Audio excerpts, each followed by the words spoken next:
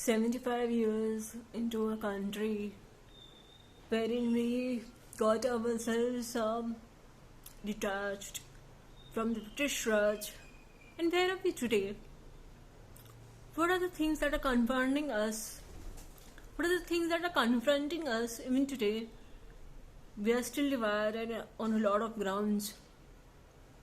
But then, unless and until the perspective of the past doesn't come into the fold of the present, we are not able to understand that how these shaped our lives before and even today. So when we talk about books, we talk about different perspectives.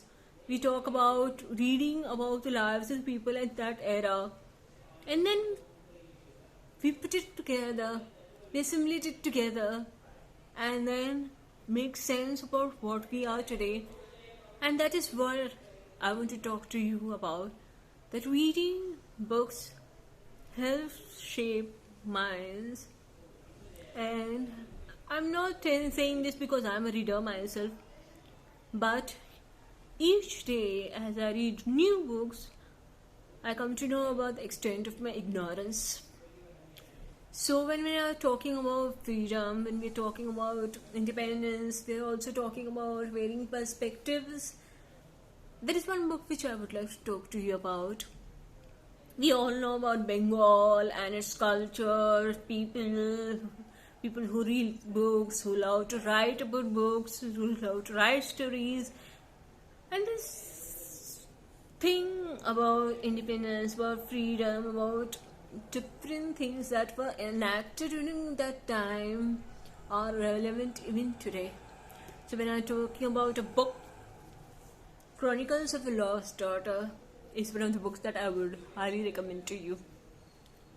As a reader, when I went through it, I thought that maybe we'll be just talking about the culture of Bengal and how it is going to be a part of independence and about poetry and Tagore and all that, but I was so very much wrong in thinking that it was just one perspective. The danger of having a single story in your mind is that when you read, there are so many perspectives, so many stories emerging out of it, and this book is one of them.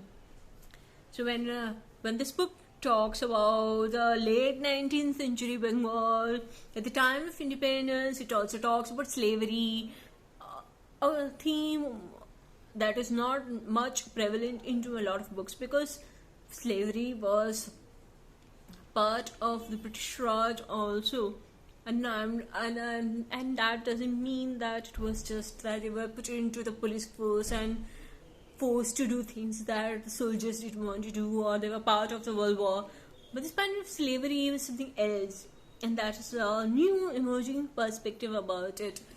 Apart from that, we have sati, the acts, the rules, the laws against sati, child marriage, widow remarriage, all emerged not only from India but all of Bengal also, and how this movement to eliminate all these practices so that the women who were relegated to the lowest of the lower position were trying to put them in the forefront and have them emerge as strong individuals as a part of a movement that women were important as much as the men, how the upper classes and the lower classes and how their thought processes were so very much in contradiction to each other, and that this book has put into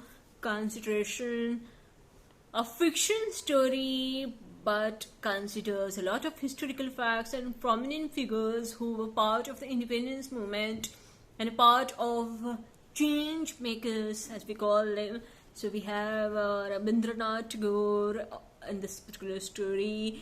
We have Dr. Kadambini Ganguly. We have Nawab Wajid Ali Khan Shah, Wajid Ali Shah, Rabindranath Tagore.